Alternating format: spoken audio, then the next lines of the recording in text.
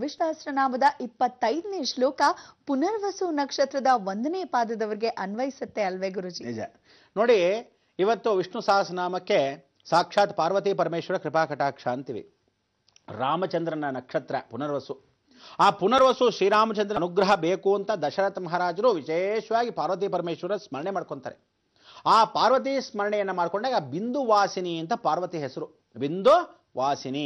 ಆ ಬಿಂದು ವಾಸಿನಿ ಆಗಿರ್ತಕ್ಕಂಥ ಪಾರ್ವತಿ ನಾಮಕರಣವನ್ನ ಇವತ್ತು ಆ ಪುನರ್ವಸು ನಕ್ಷತ್ರ ಬಿಂದು ವಾಸಿನಿಯೇ ನಮಃ ಅಂತ ಸ್ಮರಣೆ ಮಾಡ್ಕೋಬೇಕು. ದಶರಥ ಮಹಾರಾಜರು ಬಹಳ ತಪಸ್ಸನ್ನು ಮಾಡ್ತಾರೆ. ಆಗ ಫಲಾಫಲಗಳನ್ನು ಕೊಟ್ಟಿರ್ತಕ್ಕಂಥ ಪಾಯಸ ಅನ್ನೋ ಪಾತ್ರೆ ಅನ್ನ ಪಾಯಸವನ್ನ ಕೊಡ್ತಾರೆ. ಯಾರು? ಇಂದ್ರದೇವ. ಈ ಪಾಯಸವನ್ನ ನೀವು 3 ಹೆಸರಿಗೆ ಕೌಸಲ್ಯ, ಕೈಕೇಯಿ, ಸುಮಿತ್ರ 3 ಜನಕ್ಕೆ ಹಂಚ್ಬಿಡು. ಬಹಳ ಸಂತೋಷ. ಹಂಚೋದು ಹೇಗೆ ಅಂದಾಗ ಪರಿಪೂರ್ಣವಾಗಿ 3 ಜನಕ್ಕೆ ಸ್ವಲ್ಪ ಕೊಡ್ತಾರೆ.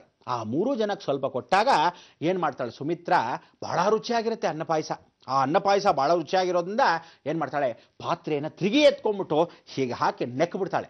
ಆ ನೆಕ್ಕದ ಮೇಲೇನೆ ಅವಳಿಗೆ ಟ್ವಿನ್ಸ್ ಆಗಿ ಹುಟ್ಟತಕ್ಕಂಥದ್ದು. ಆಗ ಲಕ್ಷ್ಮಣ, ಶತ್ರುಘ್ನ ಅವಳು ಹುಟ್ಟತಕ್ಕಂಥ ಅವಕಾಶ. ಅದಕ್ಕೆ ಇಂಥ ಒಂದು ಟ್ವಿನ್ಸ್ ಅಂದರೆ ಅಶ್ವಿನಿ ದೇವತೆಗಳು ಅವಳು ನೆಕ್ಕೋ ಸಮಯಕ್ಕೆ ಅಶ್ವಿನಿ ದೇವರು ನೋಡಿ ಅಂತ ನಕ್ಕರಂತೆ. ಅದಕ್ಕೆ ರಾಮಚಂದ್ರನ ಹುಟ್ಟಬೇಕಾದ್ರೇನೆ ಅಶ್ವಿನಿ ನಕ್ಷತ್ರ ದೇವತೆಗಳು ನಕ್ಕಾಗಿಂದ ಅವತ್ತಿನಿಂದ ಭೂಮಿ ಮೇಲೆ ಯಾವತ್ತೇ ಆಗಲಿ ತಿಳ್ಕೊಳ್ಳಿ, ಯದ್ಭಾವಂ ತದ್ಭವತಿ. ಎಲ್ಲರಿಗೂ ಮನಸ್ಸು ಎರಡಾಗೋಗ್ಲಿ, ರಾಮನ ಶಾಪ. ಅದಕ್ಕೆ ಇವತ್ತಿಗೂ ಪ್ರತಿಯೊಬ್ಬನಿಗೂ ಕೆಟ್ಟ ಗುಣವೂ ಇರುತ್ತೆ, ಒಳ್ಳೆ ಗುಣ. ಎಲ್ಲರಿಗೂ ಒಳ್ಳೆ ಗುಣ ಇದ್ಬಿಟ್ಟಿದ್ರೆ ಏನು ಮಾಡೋದು? ಪ್ರತಿಯೊಬ್ಬನು ಒಳ್ಳೆಯವನಾಗ್ಬಿಟ್ರೆ ಕೆಟ್ಟವನು ಯಾರು ಅಂತ ಗೊತ್ತಾಗ್ತಿತ್ತು.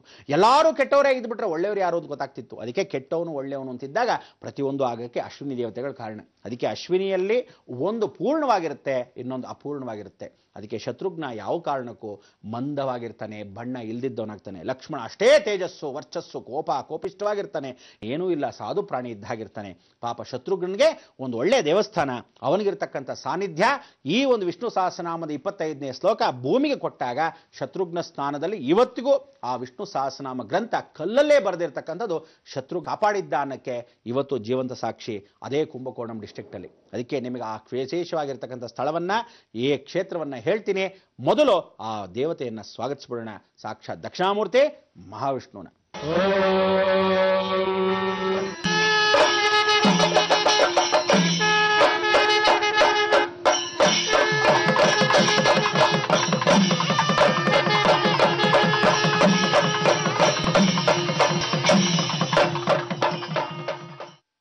ಈ ವಿಷ್ಣು ಸಹಸ್ರನಾಮದ 25ನೇ ಶ್ಲೋಕದಲ್ಲಿ ಚಂದ್ರ ಮತ್ತು ಬುಧ ಹಂಸಯೋಗ ಅಂತ ಕರಿತೀವಿ. ಪುನರ್ವಸು ನಕ್ಷತ್ರದ 1ನೇ ಪಾದದವ್ರಿಗೆ ಹಂಸಯೋಗ ಬಹಳ ಚೆನ್ನಾಗಿ, ಏನು ಗೊತ್ತೋ ಗೊತ್ತಿಲ್ವೋ ಅವ್ರಿಗೆ ಯೋಗ ತಾನಾಗೇ ಬರುತ್ತೆ ಅಂತ. ಬಹಳ ಸೈಲೆಂಟ್ ಆಗಿ ಡಿಸೆಂಟ್ ಆಗಿ 2ನೇ ಅವನು ಅಂತ ಇಟ್ಕೊಳ್ಳೋಣ. ಫಾರ್ ಎಕ್ಸಾಂಪಲ್, ದೊಡ್ಡವನಿಗೆ ವಿಶೇಷವಾಗಿ ಮೊದ್ದು.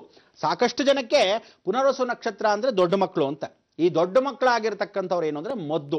ಮನೆಗೆ ದೊಡ್ಡ ಮಕ್ಕಳು ಬರೀ ಮೊದ್ದೆ ಕಣೆಯ, ಅದು ಯಾವತ್ತಿದ್ರು ಅಂತ ಅನ್ಕೊಂತಾರೆ.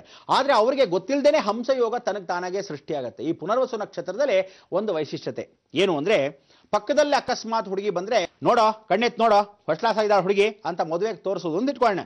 ಅವನು ಇರ್ಲಿ ಪರವಾಗಿಲ್ಲಮ್ಮ, ನೀನೇ ನೋಡು ಪರವಾಗಿಲ್ಲ ಅಂತ.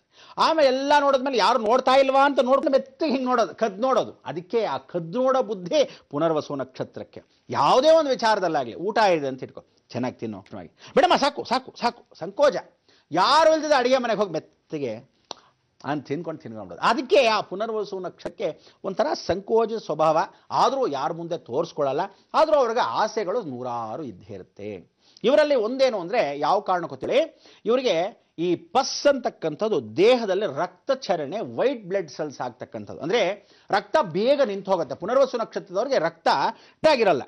ಆದ್ರಿಂದ ಇವ್ರಿಗೇನು ಅಂದ್ರೆ, ಒಂದು ಸಲ ಆಕ್ಸಿಡೆಂಟ್ ಆದರೆ ಬೇಗ ಬ್ಲಡ್ ಕ್ಲಾಟ್ ಆಗುತ್ತೆ. ಎಲ್ಲಾದ್ರೂ ಏಟು ಬಿದ್ದರೆ ಬೇಗ ಬ್ಲಡ್ ಕ್ಲಾಟ್ ಆಗುತ್ತೆ. ಯಾವುದೇ ಕಾರಣಕ್ಕೂ ಸಣ್ಣ ಪುಟ್ಟ ಏಟು ಬಿದ್ದು ತುಂಬಾ ದಿವಸದ ನೋವು ಅವರಲ್ಲಿ ಕಾಡ್ತಾ ಇರುತ್ತೆ. ಫಾರ್ ಎಕ್ಸಾಂಪಲ್, ಒಂದು ಲಿಗಮೆಂಟ್ ಹೇರ್, ಕಾಲು ಹೆಂಗೋ ಇಟ್ಟಿರ್ತಾನೆ, ದಡಾರನ್ ಬಿದ್ದು ಬಿಡ್ತಾನೆ.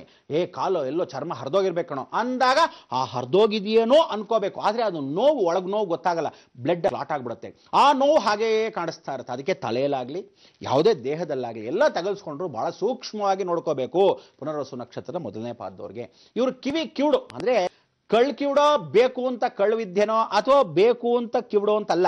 ಇವ್ರು ಸಾಧಾರಣವಾಗಿ ಪುನರ್ವಸು ನಕ್ಷತ್ರದವ್ರಿಗೆ ಏನಾ ಯೂಸ್ಫೆಲ್ಲ ತಂದೋ ಅಂತ ಇದೆ, ಏನಂದೆ ಕೇಳಿಸ್ಲಿಲ್ಲ ಅಂತಾನೆ. ಅದಕ್ಕೆ ಹಲ್ವಾ ತಗೊಬಂದ, ಹ್ಞೂ ಕೇಳಿಸ್ತೋ ಅಂತ ಏನು ಗೊತ್ತೇ ಇಲ್ಲದೆ ನಾಟಕ ಮಾಡ್ತಾನೆ. ಅಂದರೆ ಯಾವುದು ಬೇಕು ಅದನ್ನು ಕೇಳಿಸ್ಕೊಂತಾನೆ, ಯಾವುದು ಬೇಡವೋ ಅದು ಕೇಳಿಸ್ಕೊಂಡೇ ಇಲ್ಲ ಅನ್ನೋ ಥರ ನಾಟಕ ಆಡ್ತಾನೆ. ಆ ಪುನರ್ವಸು ನಕ್ಷತ್ರ ಅಭ್ಯಾಸ. ಇವರಿಗೆ ಸಾಧಾರಣವಾಗಿ ಮೀಸೆ ಬೆಳೆಸೋದು ಭಾಳ ಇಷ್ಟವೇ ಇರಲ್ಲ.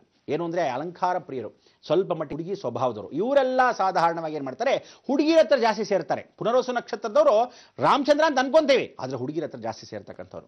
ಇವರು ವಿದ್ಯಾಭ್ಯಾಸದಲ್ಲಿ ಬಹಳ ಚುರುಕು, ಎಲ್ಲಾ ಚುರುಕು. ಅಂದ್ರಿಕೆ ಮಂಚವಾಡ ಅನಂತರಾಮಯ್ಯ ಇವ್ರು ಎಲ್ಲರಿಗೂ ಬೇಕು ಅನ್ನೋತಕ್ಕಂಥವ್ರು. ಈ ಕಡೆ ಈ ಹುಡುಗಿಗೆ ಅದಲ್ಲ, ಸುಮ್ಮನೆ ಯೋಚನೆ ಮಾಡಬೇಡ ಅಂತಾನೆ. ತಿರುಗಿ ಆದ್ಮೇಲೆ ಇವಳ ಹತ್ರ ಮಾತ್ರ ಅಲ್ಲ ಅಂತ ಅವಳಿಗೆ ಹೇಳಿರ್ತಾನೆ. ಒಟ್ಟಲ್ಲಿ ಇಬ್ಬರು ಮಾತಾಡ್ತಿರ್ತಾನೆ ಕಳ್ಳಾಗಿ. ಹಾಗೆ ಈ ನಕ್ಷತ್ರದವರಿಗೆ ಆ ಒಂದು ಬುದ್ಧಿಯನ್ನು ಪರಿವರ್ತನೆ ಮಾಡಬೇಕು ಅನ್ಕೊಂಡವರಿಗೆ ವಿಶೇಷತೆ. ತಂದೆ ಗೊತ್ತಿಲ್ಲದೆ ತಾಯಿನ ಪ್ರೀತಿಸ್ತಾನೆ, ತಾಯಿ ಗೊತ್ತಿಲ್ಲದೆ ತಂದೆ ಪ್ರೀತಿಸ್ತಾನೆ. ಯಾಕೆಂದ್ರೆ ತಂದೆ ತಾಯಿಗೆ ಆಗದಿದ್ದವರೇ ರಾಮಚಂದ್ರನ ಅನುಗ್ರಹ. ಇದೇನು ತಿಳ್ಕೊಂಬಿಡಿ. ಇನ್ನೊಂದು ರಹಸ್ಯ ಅಂದ್ರೆ ಪುನರ್ವಸು ನಕ್ಷತ್ರ 1 2 3 4 ಎಲ್ಲರಿಗೂ ತಂದೆ ತಾಯಿಗೆ ಸಾಧಾರಣವಾಗಿ ಆಗೋದಿಲ್ಲ. ಅಂದ್ರೆ ಇವ್ರು ಹುಟ್ಟಿದಾಗ ಆಗಲ್ವೋ ಅಥವಾ ಹುಟ್ಟಕ್ ಮೊದಲಿಂದನೂ ಆಗಲ್ವೋ, ಇವ್ರಿಗೆ ಹೊಟ್ಟೆಲ್ ತಂದೆ ತಾಯಿ ಅಂದ್ರೆ ಇಬ್ರಿಗೂ ಒಬ್ರಿಗೊಬ್ರು ಆಗಲ್ಲ. ಯಾವತ್ತಾದ್ರೂ ಒಂದು ದಿವಸ ಸ್ವಲ್ಪ ಆಗ ಬಂತು ಅಂದ್ರೆ ಇವರಿಗೆ ಅದೃಷ್ಟ ಕುಲಾಯಿಸ್ತು ಅಂತ.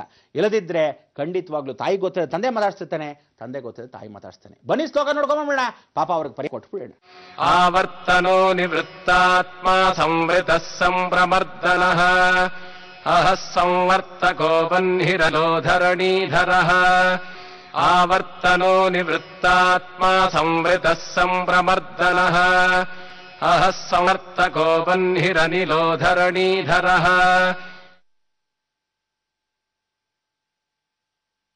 ಆವರ್ತಕೋ ಅಂದ್ರೆ ಯಾವತ್ತೂ ಗೊತ್ತಿದ್ದು ಗೊತ್ತಿಲ್ಲದೆ ಇದ್ದ ಹಾಗೆ ಅಂತ. ಇವರಲ್ಲಿ ಪಾದದಲ್ಲಿ ಯಾವ ಕಾರಣಕ್ಕೂ ತಿಳ್ಕೊಳ್ಳಿ, ಕಾಲು ಒಡೆಯತ್ತೆ ಜಾಸ್ತಿ, ಸಂಚಾರಲ್ಲೇ ಇರ್ತಾರೆ. ಕಾಲಲ್ಲಿ ಚಕ್ರ ಇದೆಯೇನೋ ಅಂತ. 74 ಗಂಟೆ ಟೂರ್ ಅಂಡ್ ಟ್ರಾವೆಲ್ಸ್ ಅಲ್ಲಿ ಇರ್ತಾರೆ. ಅಂದ್ರೆ ಯಾವ್ದಾದ್ರು ಕೆಲಸದ ಮೇಲೆ ಇದ್ರೆ ಕೆಲಸದಲ್ಲಿ ಟೂರ್ಸ್ ಕಳಿಸ್ತಾನೆ ಇರ್ತಾರೆ, ಇಲ್ಲ ಇವನು ಕಾಲಕ್ಕೂ ಟೂರ್ ಮಾಡ್ತಾನೆ ಇರ್ತಾನೆ, ಇಲ್ಲ ಬಿಸ್ನೆಸ್ ಅವನ್ ಆಗಿರ್ತಾನೆ, ಇಲ್ಲ ಯಾವ ಕಾಲಕ್ಕೂ ಏನ್ ಮಾಡ್ತಾರೆ ಟ್ರೇಡರ್ ಅಂತ ಹೇಳ್ತೀವಿ, ಇಲ್ಲಿಂದ ಅಲ್ಲಿ ಅಲ್ಲಿಂದ ಇಲ್ಲಿ, ಈ ತರ ಪ್ರತಿಯೊಂದು ಮಾಡ್ತಾನೆ.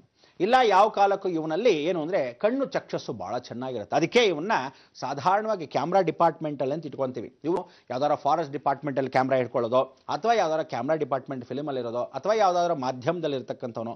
ಅಂದ್ರೆ ಪುನರ್ವಸು ನಕ್ಷತ್ರಕ್ಕೆ ಚಕ್ಷಸ್ ಚೆನ್ನಾಗಿ, ಸಾಯೋವರೆಗೂ ಕಣ್ಣು ಚೆನ್ನಾಗಿರುತ್ತೆ. ಇವ್ರಿಗೆ ಪುನರ್ವಸು ಸೂರ್ಯವಂಶಸ್ಥ ಅಲ್ವಾ, ಸೂರ್ಯ ಬಹಳ ಚೆನ್ನಾಗಿ ಇವ್ರಿಗೆ ಆರೋಗ್ಯವನ್ನು ಕೊಟ್ಟಿರ್ತಾನೆ, ಕಣ್ಣನ್ನು ಬಹಳ ಚೆನ್ನಾಗಿ ನೋಡ್ಕೊಂತಾನೆ.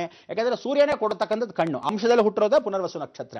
ಆದ್ರೆ ಇವ್ರಿಗೆ ಏನು ಅಂದ್ರೆ ಒಂದು ಏಕಪತ್ನಿ ವ್ರತ ಅಂತ, love all but marry one ಅಂತ ಹಾಗಾಗೋಗಿದೆ. ಅದಕ್ಕೆ 108 ಜನ ಪ್ರೀತಿಸ್ಬಿಡ್ತಾರೆ. ಹಾಳಾಗೋಲಿ ಕಟ್ಕೊಳಕ್ ಮೊದಲು ನೋಡ್ಕೊಂಡ್ ಬಂದ್ಬಿಡೋಣ ಅಂತ ಹೇಳಿ ಊರು ಸುತ್ಕೊಂಡ್ ಬಂದ್ಬಿಡ್ತಾರೆ.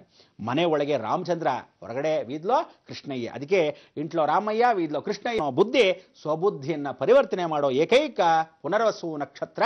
1ನೇ ಪಾದ ಅಂತಲ್ಲ, 1 2 3 4 ಎಲ್ಲವೂ ಪಾದವೂ ಹಾಗೆ. ಆದ್ರೆ ಒಂದು ವೀಕ್ಸು ಬ್ಲಡ್ ಮಾತ್ರ ಬಹಳ ಚೆನ್ನಾಗಿ ನೋಡ್ಕೋಬೇಕು. ದಯವಿಟ್ಟು ಆರೋಗ್ಯ ಸ್ಥಿತಿಯಲ್ಲಿ ಎಲ್ಲಾದ್ರೂ ತಗಲ್ದ್ರೆ ತಕ್ಷಣ ಅದಕ್ಕೆ ಸರಿಪಡಿಸ್ಕೋಬೇಕು. ಇದೇ ನಿಮ್ಮ ಪರಿಹಾರ. ಗುರು, ಈ ವಿಷ್ಣು ಸಹಸ್ರನಾಮದ 25ನೇ ಶ್ಲೋಕ ಏನ್ ಹೇಳತ್ತೆ ಪುನರ್ವಸು ನಕ್ಷತ್ರದ ಮೊದಲನೇ ಪಾದದವ್ರಿಗೆ ಅಂತ ತಿಳಿಸ್ಕೊಟ್ರಿ.